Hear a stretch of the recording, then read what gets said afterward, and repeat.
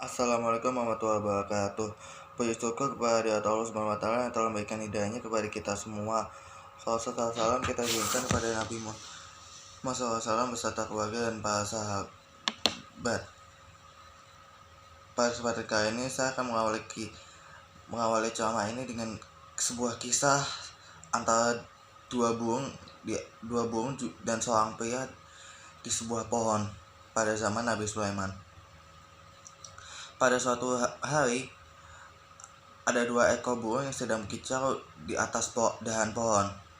Tak lama setelah itu, seorang pria dengan penampilan ulama duduk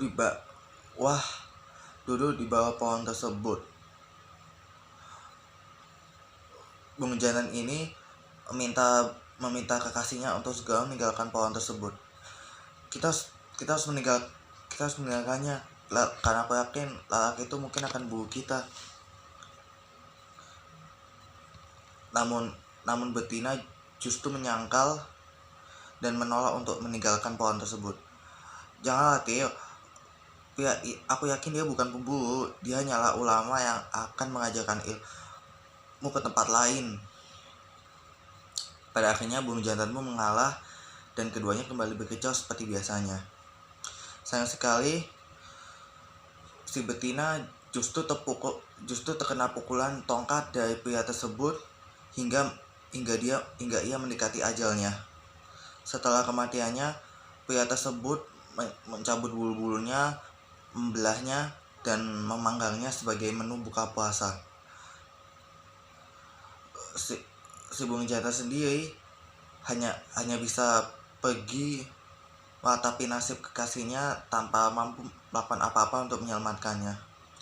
Manusia tidak pernah jujur, terlebih pada dirinya sendiri. Bukankah ia sedang puasa? Mengapa ia menipu kami dengan penampilan seorang ulama, sementara perilakunya justru seperti pemburu kejam?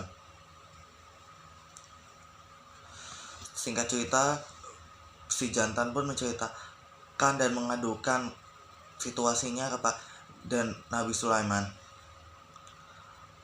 Beberapa saat setelah itu, Nabi Sulaiman pun memanggil pria yang dimaksud burung tersebut. Apakah benar kau membunuh seekor burung beberapa waktu yang lalu sebagai menu berbuka puasa? Begitulah tanya Nabi Sulaiman kepada pria berpenampilan ulama tersebut. Maka pria itu menjawab, "Itu benar, wahai baginda." Maka Nabi Sulaiman pun menegur, "Kau boleh berburu, tapi tetaplah berperilaku jujur. Kau berpakaian seperti seorang agamawan, berjubah, bergamis, sehingga tidak ada satupun hewan yang menaruh curiga padamu. Namun justru dengan tongkatmu, kau membunuh dan menyantap mereka begitu saja. Harus kukatakan bahwa yang kau lakukan hanyalah penipuan dan kebohongan." Mendengar itu, sontak si pria berpenampilan ulama tersebut menangis terseduh-seduh, tidak menyangka bahwa apa yang dia lakukan membawa dosa yang amat besar di mata Tuhan. Dari kisah ini kita bisa mengambil hikmah bahwa kejujuran itu adalah sesuatu yang amat mahal untuk bisa kita miliki dan juga terapkan. Jangan sampai kita sering berpura-pura, apalagi menipu sesama Allah. Hal inilah yang dikenal dengan nama munafik. Munafik sendiri merupakan suatu penyakit hati yang perlu dihindari dalam Islam. Termasuk juga mereka mengikuti konsep tersebut. Karena pada dasarnya mereka yang mengikuti konsep hidup munafik akan membahayakan agama dan masyarakat. Berdasarkan bahasa, munafik berasal dari kata nafaqa yunafiku nifaqan wa nafaqan, atau singkatnya dari an-nafaqa, yang memiliki arti lubang yang tersembunyi. Dalam bahasa Inggris, munafik sering dikenal dengan istilah hipokrit.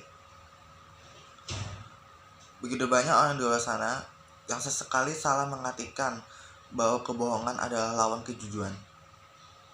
Para ulama dan pakar ilmu membantah hal ini dengan mengatakan bahwa kepua-puaan dan penipuanlah yang merupakan musuh kejujuran. Sementara munafik sendiri sering dibaratkan seperti selimut, lebih tepatnya musuh sebagai selimut.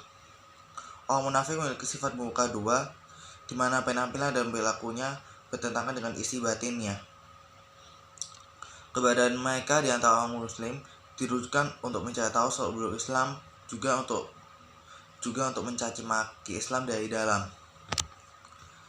Dalam Al-Quran sendiri, Allah Subhanahu wa Ta'ala telah menyatakan bahwa orang munafik akan menempati posisi terendah di neraka. Hal ini sebagaimana tertera di surat At-Taubah ayat 67. Sesungguhnya orang munafik itu mereka adalah orang-orang yang fasik.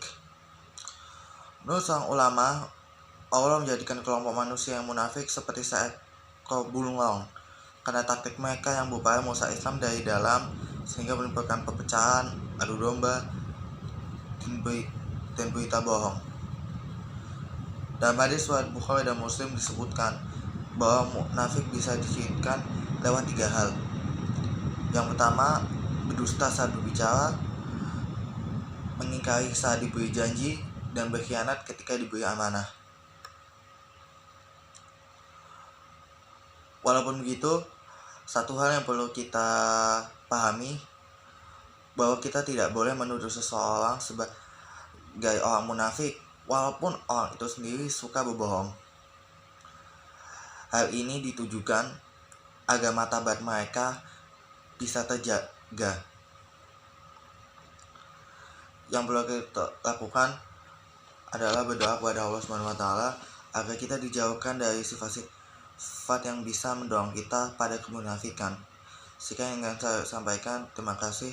Wassalamualaikum warahmatullahi wabarakatuh.